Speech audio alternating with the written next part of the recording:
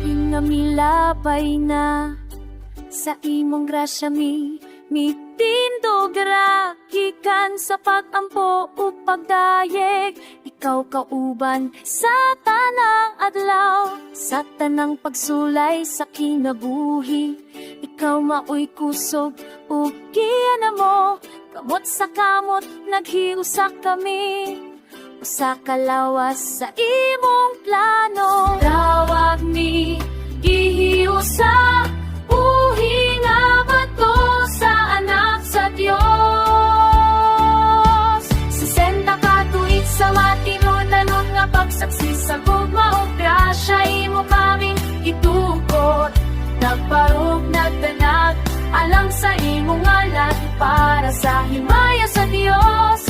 Pinapatunan ng lawas ni Kristo, nagpabilin sa kamatuoran ug kahayag. Ang tanan na mo, buhat na mo, sa imo ra na mo gihatag ang tanang himaya. Matag ka sa sakripisyo, matagluha o pagdayeg, imo kaming gihiisa sa gugma.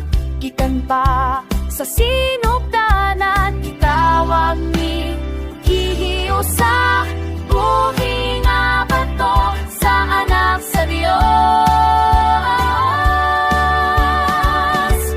60 ka tuig sa matinunanon nga pagsaksi sa gugma ug grasya, imo kaming gitukod.